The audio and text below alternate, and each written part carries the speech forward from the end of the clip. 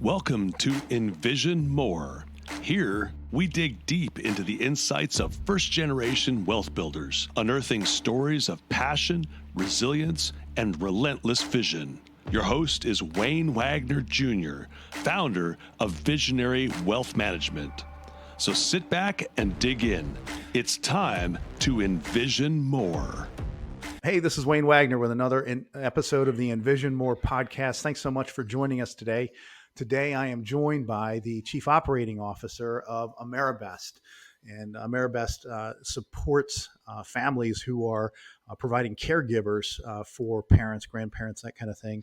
And today we're going to be talking about getting into things with Bob about how do we provide for caregivers for family members and folks in our sphere who are aging. I know that this is something that my wife and I are faced with personally. We have clients who are dealing with this. And so today we're going to get into it with Bob. Bob, thanks so much for being with us today. Yeah, it's a pleasure. Thanks, Wayne. So cool. Bob, tell us a little bit about your background, because you've spent a lot of time in this space. A lot of, just a lot of your career has been in this space. I mean, you look like you're 27. But, yeah, the folks that listen can't see that. But, you look like you're 27, but you've been doing this for about 20 years now, right? I have, about 22 years of my professional career have been in healthcare, and 19 of those years in home healthcare. So it's been a while, and it's something that I love to do. It's it's a service that just brings a lot of value, being able to help individuals age in place versus the alternatives and being institutionalized. Just grateful for the experience and being in it for so long. Yeah, I mean the at a high level, I mean this whole question of aging in place, that is a more and more popular terminology that's being used, but we're also demographically facing a significant change in the tides in this country, where we have 76 million baby boomers who make up 25% of the population of the United States, who are all aging. They're all, they were born 46 to 64. So the oldest of them is pushing 80, and the youngest of them is pushing 60. And so, we're going to be faced with an absolute tsunami of folks who we need to care for over the next 10 to 20 years. Right. On the retirement planning side, we know that by and large, baby boomers have not saved enough for retirement. That's why more of them are working longer than they thought they would. But we know that as they age, as they get older, they're going to need home health care. And even if it's not full-time home health care, even part-time home health care, more assistance with activities of daily living. That's right. Becomes, there's a huge need there. So where would, I've got 1,000 questions, 1,000 directions. Do you have a couple ideas where you'd like this conversation to go, and where you'd like to dig in first? We can talk about, based on those demographics, some of the things that we're facing. You hear about the sandwich generation, right? Yeah. So those of us who are like Generation X, and parents are boomers, and they're aging, and their needs are ever increasing. And, now you have individuals like myself, like yourself, right, where you've got aging parents that you want to ensure are cared for, and honoring their needs, their desires, which is typically they want to remain in their own homes, or at least outside of a facility. But then you also have children, right, that you're also caring for. Yeah. So there's stress on the system in that regard.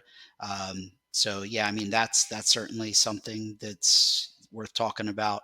I'm happy to just be a resource as it relates to helping guide folks who are considering home care for elderly loved ones, and what to look for in a provider.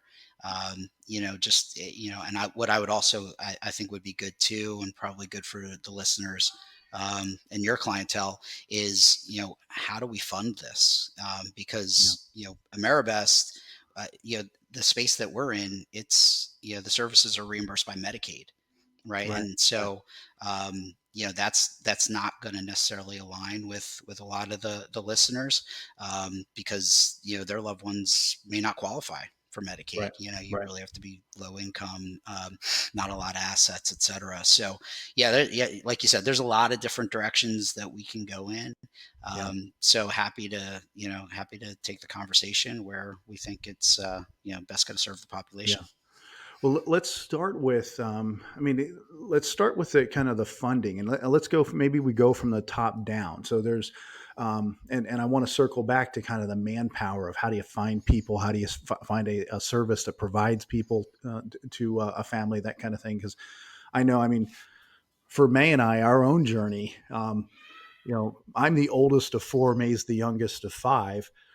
Her parents were 15 years older than mine. But her mom's still with us at age 90, just turned 90 a Oh, couple of God weeks bless ago her. from the time. That's great. And my parents are 74 and 76. And so there's, an age gap there. But that's been a blessing to us because I know families that both sets of parents are like within 2 or 3 years of each other, and they're all aging into the need for healthcare Sure. and more services at the same time. And geographically, we may or may not live. We're also blessed that we live close to both sets of parents. Sure. That's not the case for a lot of families. We have a client who's effectively commuting to Arkansas to take care of mom, Wow. which is hard. And mom's had some healthcare setbacks, and has been in and out of rehabilitation facilities and that kind of stuff. People call it shorten it and call it rehab, and it always gets weird for me because I know rehab is a different Right. thing. Right. Or at least I think about Very, rehab as a very different thing. true. Yes. So it's important to differentiate between rehab and rehabilitation. Right. um, but so let's start on the. I mean, on the high end. Well, let's say if there are resources to pay for it, Mhm. and those resources obviously could come from spending down assets. It could come from long-term care. There's been a lot of long-term care insurance companies that have come and gone over the years. There's still, those, and I say long-term care companies come and go. It's not like the company stops paying the benefits. It's that they usually realize they're going to lose their shirt on this Mhm. pile of policies that they've got, so they sell it off at a fraction of what they sold those policies at to somebody else who will then absorb the losses. But so it could come from spending down assets. It could come from long-term care insurance. Um, I know that we do long-term care insurance planning with clients, thinking about their own aging. But when you're, 83 years old and questioning the need for home health care, that's not the time to go try to buy a long-term care No. insurance policy. No. So the insurance companies figured out that's a bad investment. So, um, but on your end, what have you seen in terms of how people are funding these things? Am I missing anything in terms of spending down assets or long term care? No, no, you're touching on the right ways to consider paying for it. What I do want to start with, which is a common misconception, is my loved one has Medicare. Medicare will cover it. Okay, Hmm. so Yeah, that's good. not necessarily the case. The way that home care is reimbursed for those that have Medicare is post hospitalization, and it's for an episode of care. And so if you're thinking, I need a caregiver, a home health aide, a personal care attendant for mom, a couple hours a day, a few days a week, Medicare doesn't cover that. That's not a covered benefit. And in order to have Medicare provide any kind of home care, there you typically have to have a hospitalization that occurs, and then post discharge, the doctor orders an episode of care, typically 90 days of services, and then you're really just getting a visit from a nurse, maybe a couple times a week, maybe some physical therapy, occupational therapy, things like that. So Okay. it's really important to understand that Medicare likely is not going to be that primary funding source, and not, that safety net that families can Right. look to brace their fall. Um, you know, and then, from there, it's the planning around self-funding. So I think if people do their planning right, plan for, depending on the level of service, the duration, but you could see upwards of a couple $100,000 being spent for, whether Yeah. it's in-home care, whether it's assisted living, the continuous care retirement communities where they start with independent and progress towards nursing home care. It's costly, so Yeah. having your having that plan in place ahead of time is super important, and understanding what the funding options are going to be. And then, my space, it's Medicaid, and Right. and it's individuals that unfortunately don't have the resources to pay for services. And I say unfortunately, but at the same time, Medicaid serves a great need, and there's a large population, and it's ever growing. So those benefits, and depending on the state, how they're how those programs are run, sometimes they're managed through insurance companies, but those benefits do come through for individuals to allow them to remain in their homes, and out of the nursing homes. Right. So let me ask your knowledge. I know a little bit of this. I know enough to be dangerous, but you may know a little bit more. But so we'll pick on my mother-in-law. Now, my mother-in-law is 90 years old. She lives in one of our properties, and so we are kind of providing a lot of that care. But we also have we have people that come in 4 or 5 times a week to support her and care for her and make meals and those kinds of things too. So we're already and we're paying for that out of pocket, and we're paying Hmm. for it out of our pocket, Right. um, which financially that probably would not be the strategy that I would recommend to a client. Right. So it would be to spend your own money on mom and dad. You would rather spend mom and dad's money down and then potentially engage a company like Ameribest for help with having Medicaid come in after Sure. mom and dad's assets are depleted. Am I thinking correctly on that? Yeah, yeah, absolutely. I think if you can, you know, take that approach, right, where the user of the service, right, the beneficiary is actually, spending down their assets, and that could potentially put them in a position to then qualify for certain programs that could fund the Right. service. Yeah. Now, on that front, I mean, does if I've been spending money thus far, and we'll pick on my situation, I may be, we'll hope that the Medicare regulators don't hear this, but and I just say, so if I have been spending my own money to support an aging parent, but then we pick our heads up and we go, hey, mom qualifies for Medicaid. Is there any way that Medicaid could come back at me and go, well, you were paying for it, you should continue paying for it? No. um, or it is genuinely a mom's qualification, and I'm Yes. yeah, Yep. okay, Yeah, yeah, and they're not looking back at the services that you've already received, and somebody else covering that. No, right, it's yeah, and that is, Medicaid's an entitlement benefit, so right, that, okay, to the benefits of that program, yeah, serving that population.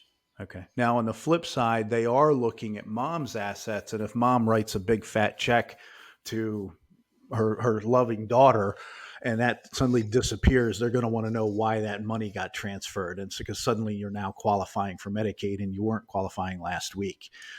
So, and I know that there's been some horror stories of Yeah, things being that's clawed back. Yeah, and we do, we help individuals through the Medicaid enrollment process, and that's not something that you want to be messing around with. Yeah, The don't piss government off takes the that type. Medicaid Yep, gods. yeah, Yeah, they take that very seriously, and yeah. so yeah, so we really help guide people through that process as well. Okay, gotcha.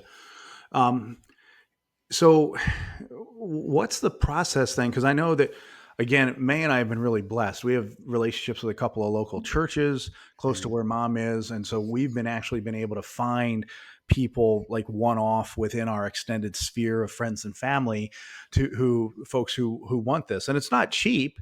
It's, we're paying, twice what minimum wage is in New Jersey, Mhm. for hourly wage. But, and there's not any qualification or training. It's basically a warm, kind-hearted body Mhm. that we're looking for. Sure. It's not necessarily a trained nurse or anything, but I know in your world, there's people have to have training.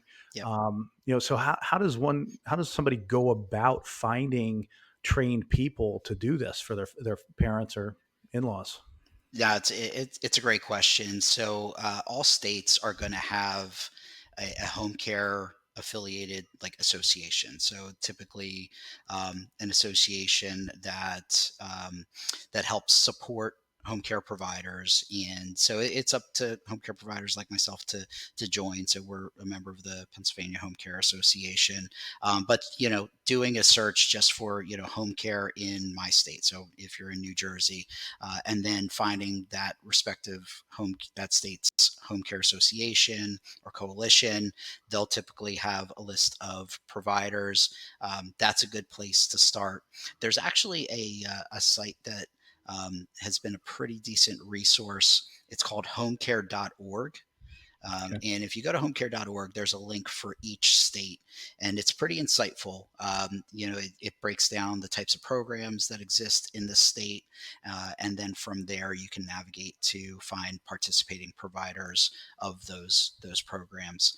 But doing a search online is a good place. Word of mouth is probably the best. You want just like anything else, from a service perspective, if somebody's had a good experience somewhere, Mhm.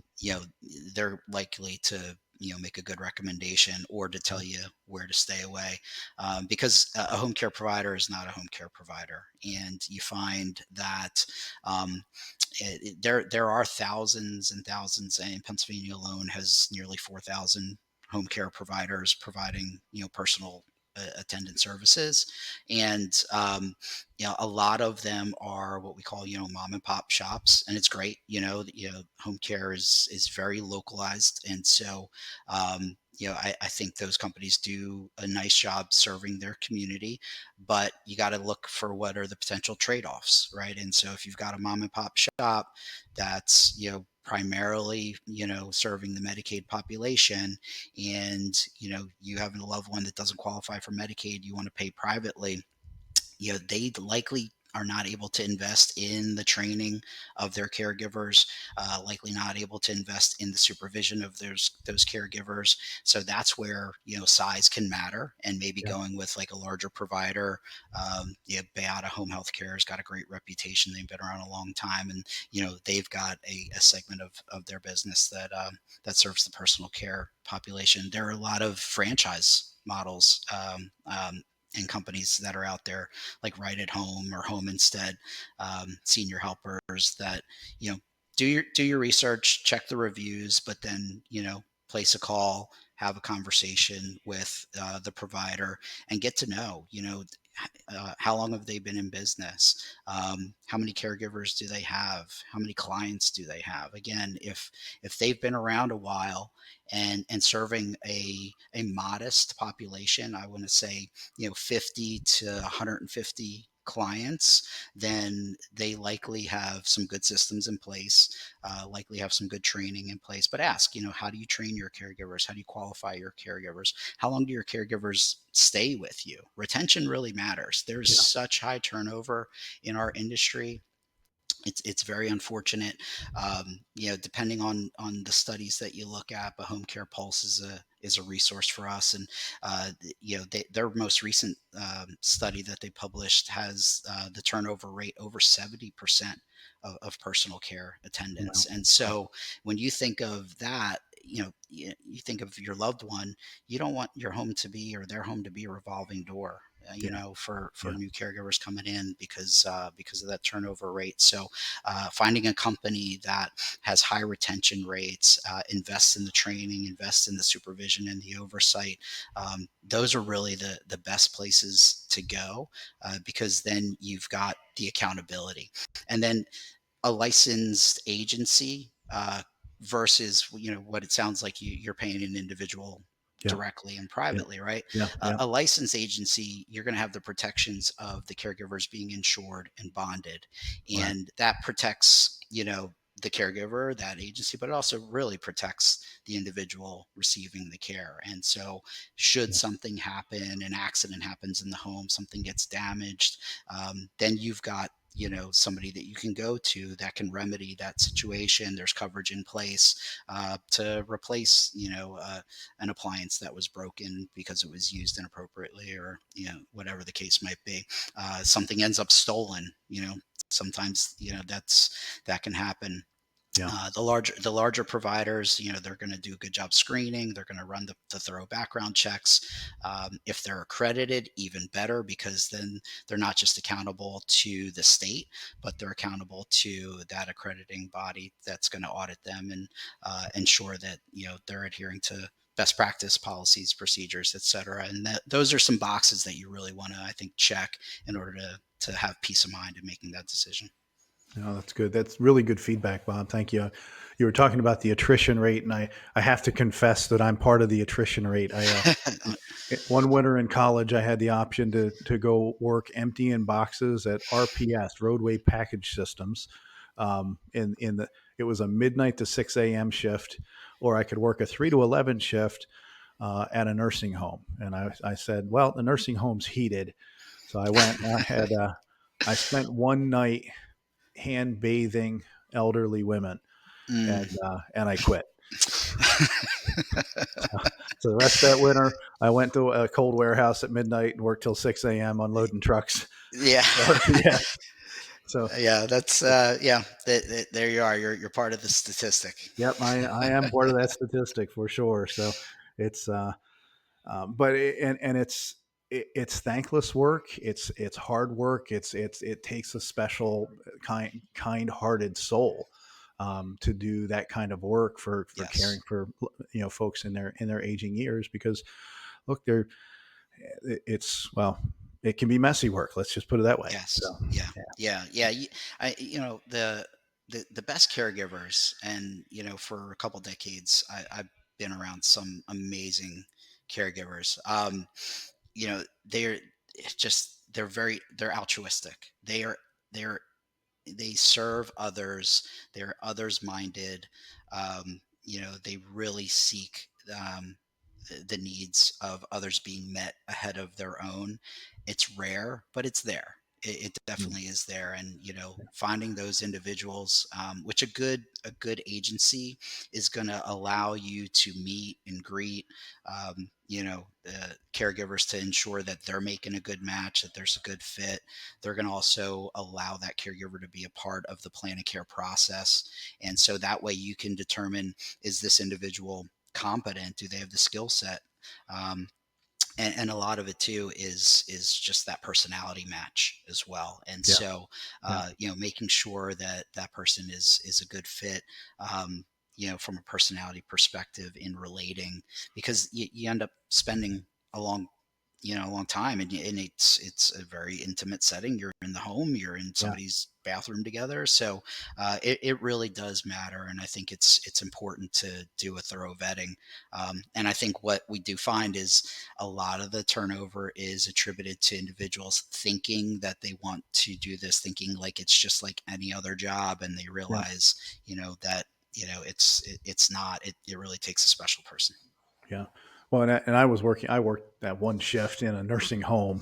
But if you're you're actually coming home and sitting with someone, it, the perception may be, well, I'm just going to sit and watch TV, watch The Price is Right with an older person, when, well, but yes. And that older person needs care, Yes. needs help, needs assistance, and needs assistance with activities of daily living, which That's right. are getting dressed, getting bathed, getting, feeding themselves, going to the bathroom, things like that. And when there's a need for that kind of help, that's where, like you said, it gets very intimate very quickly. Um, Yes. so Yep. yeah, Without that's a good. doubt. Good, good perspective. Um, so now you guys at Ameribest do something that I thought was pretty interesting. So it's basically once mom and dad's assets are burned through, if, as it were, and there's maybe not much left, you guys can come in and actually train and qualify someone like a family member to Yes. be compensated by Medicaid. Yes. And Yes.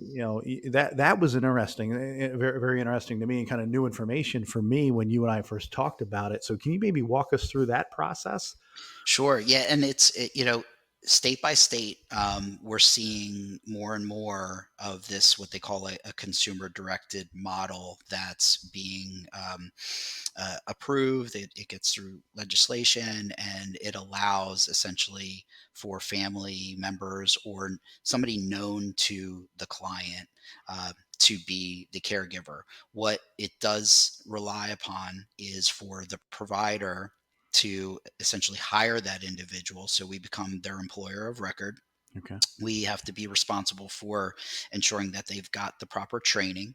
And so we will train the individual to make sure that they've got the proper skills and are equipped to provide the care necessary in the home. And then we also have to be very specific to the care needs of the client. And so making sure that if it's a specific diagnosis like an Alzheimer's, or other types of conditions, that they're trained and educated regarding those Mm. conditions.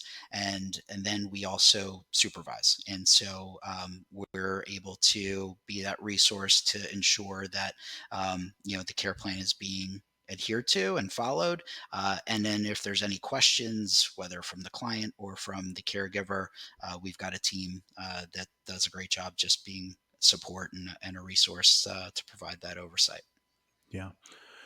Um, no, this is good, and I think that like we've seen families do this even without the Medicaid piece of this, right? We've seen families where, hey, there's one family member who is available to help out with mom more, help out with dad more, and so and sometimes even a season of life allows them to move into the home with mom or dad, and we've seen families have discussions about, well, how should that person be compensated for this work, and are they getting paid by mom and dad while mom and dad have assets? um, that also, it also has all kinds of implications on the Mm. dynamics within the family, right? So, well, you expect me to come over and help out, but when you help out, you get paid. and Right, yeah, right. and mom and dad's estate isn't going to be as big because you got paid because one sibling got paid to take care of mom and dad when the other ones didn't. And so it's I had a client use the word the big green monster, which he was referring to money. And Oh, no. yeah, the big green monster in any family can become a very divisive topic of Sure, conversation. So sure. um, but every Yeah, family's got to figure out what their goals are here, and then allocate the resources, whether it's mom and dad's resources, um, and or whether it's using Medicaid or some other system. So yeah, yeah, agreed. And I think what because Ameribest is based in Philadelphia, Pennsylvania. So what I think Pennsylvania got right, several years ago when they allowed for consumer direction, was recognizing. Well, they recognized a couple things. One, that the nursing homes were getting to a point where they're beyond capacity. So mhm. they had an initiative to transition from nursing home to home. But then there's a caregiver shortage, and so if you're relying on agencies to hire agency caregivers directly and place them in the homes, there's challenges there. If there's a shortage, you don't have as many caregivers to meet the demand. So Right. going to allow for consumer direction and allowing for family caregivers or known caregivers by clients solved a lot of problems. Right, one, they were able to meet that goal of transitioning folks out of the facilities into where they preferred to be, which was in their homes. Hmm. Two, by allowing somebody to essentially hire, well, again, like we hire, we're the employer, but allow their family member to be the caregiver as the employed caregiver. um, that individual is likely the person that's calling out of work and missing work, right? And Right. so they're Right. they're missing out on their income because they're caring for that loved one Right. anyway, right? So Right. now we Yeah. give them an opportunity to be employed, to regain an income stream, and care for their loved one, and it helps with um, really reducing that attrition, right? And so Right. if that loved one is a family member, you're very likely going to continue to provide that care and not run the risk, like we see in more of like an agency model, of that higher turnover rate. Right. So something just popped up in my mind as you were talking there, and when we talk about attrition, because I mean, at the end of the day, we're talking. Look, the reality is none of us gets out of this life alive, and so we're talking about care that's being provided as our bodies are breaking down. And so I guess I was going to ask, how long do you see the average need for care lasting? Because ultimately, we know that most of these situations are going to end in somebody passing away. Sure, sure. So, so how Yeah, long are you seeing? What's the average length of care time that you see? yeah. Our average tenure is just under 2 years, Okay. and so what we see, it varies by funding source essentially. Okay. So in Medicaid reimbursed home care, you're typically going to see longer lengths of stay, because we have some clients that have been with us for over 5 years. Okay. I actually think we've got some that are approaching 10 years of service, and so you're going to find that in that environment. The data supports in a private pay environment where you're paying out of pocket. Typically the average is around a year Okay. of service, Okay. and then what happens? So is that pre end of life? Is there a transition to hospice care? Sometimes that Right. happens. Sometimes Right. the needs of the loved one just get too much to be able to be addressed in the home, and then they have to be placed in a facility after Right. that time. But right about that year is about an average length of stay. Okay. No, and that's what we see generally on the long term care side of things as well. Is that there's when we're trying to piece together what's the statistical likelihood that you're going to need a long term care stay, what's the length of time it needs to be covered, and so some people say, "Well, I want to make sure that I'm in there and I'm covered," and it's like, and so I want a lifetime plan that's going to cover me. I'm like, well, okay, and statistically, you're not going to need it for that long. Now, there's a few, certainly there's and unfortunately a growing part of the population that's memory care issues and Alzheimer's and dementia, because we seem to be getting very good at keeping people alive, but we haven't cracked the code on dementia and Alzheimer's yet. Mm. But absent those situations, what we've seen has been that 1.5 to 2 year average, need for the care. So, no, this is good. Um, what other areas haven't we touched on yet, Bob? So something came to mind as a little bit ago, talking about the funding sources, and I failed to mention veterans benefits. And Mm, I would imagine with your listener population, you might have some veterans, and yeah, so sure. there are some veterans programs that are pretty generous with home care coverage. Okay. There's an aid and attendant benefit that's out there. There's certain qualifications. It was like certain times of service. It's easy to look up though. You just Okay. Google, veterans benefits for home care. Vet Assist is a program that's out there. So, if you've served or if the loved one has served, that's worth exploring in terms of what could be available for funding for home Yeah. care services there as well. Um, yeah, and then you had mentioned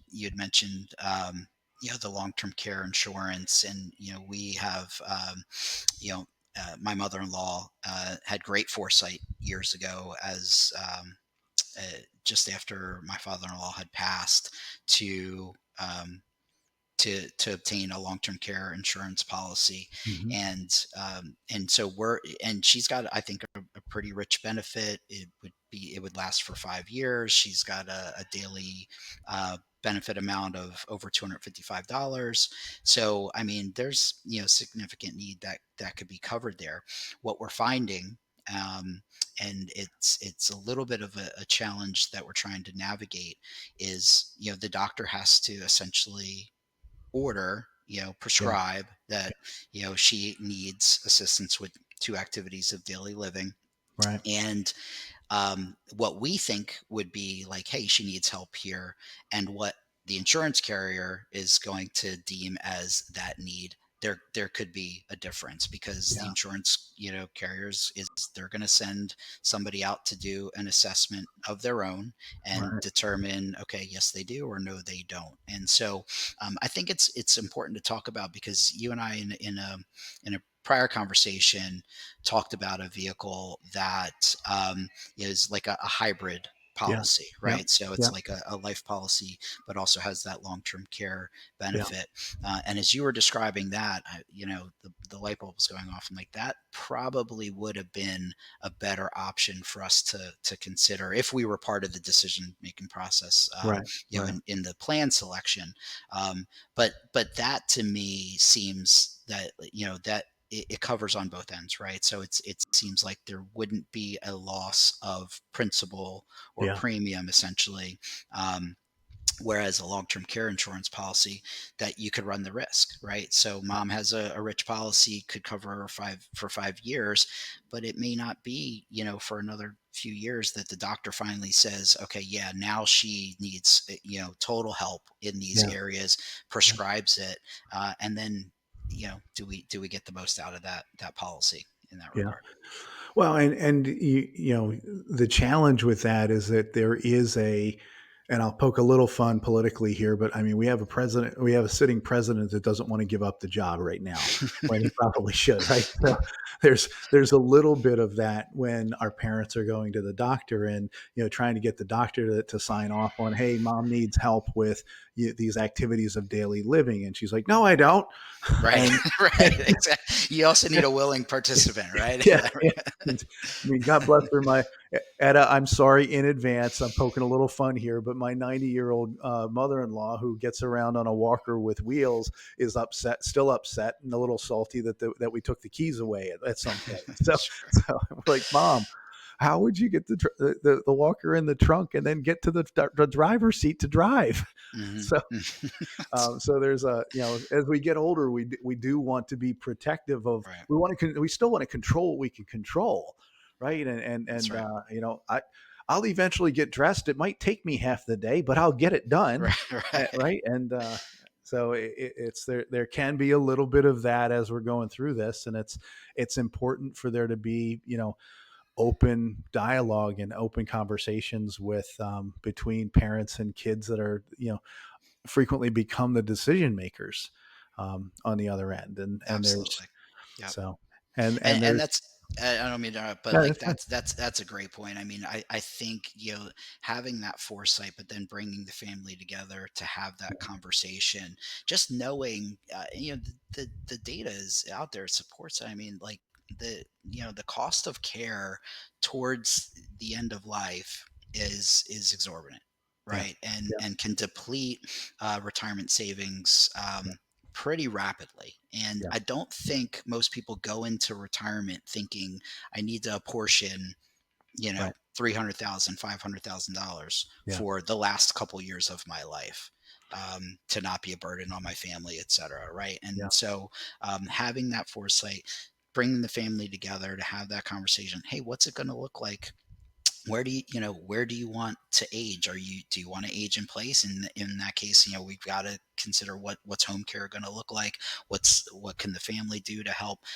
Do you want to be transitioned to assisted living? If so, like, let's track costs and where they're going to go. Genworth is a great company that has tremendous resources in trying to estimate cost of care, and you can Mhm. actually do predictors and put in future years, and based Yeah. on cost trends it'll help provide an illustration. Yeah, Genworth Financial is a good resource for that Mhm. type of stuff. But bringing the family together and having that type of conversation to plan accordingly can really go a long way, so that Yeah.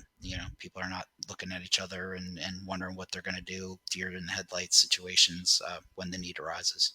No, that's really good. Yeah, and I think that planning out the financial side of this, keeping the dialogue open, and mom and dad need to be free to they need to be free to be able to say, hey, I need help. Right. We need Yeah. to. And so as the kids, we've got to create an environment where they can be open and transparent about when they need help. And I mean, my own folks, when a few years ago, we moved them they were living on 3 floors of a house, with the washer and dryer in the basement. And so it was 3 sets of stairs to get from their bedroom to the basement washer and dryer.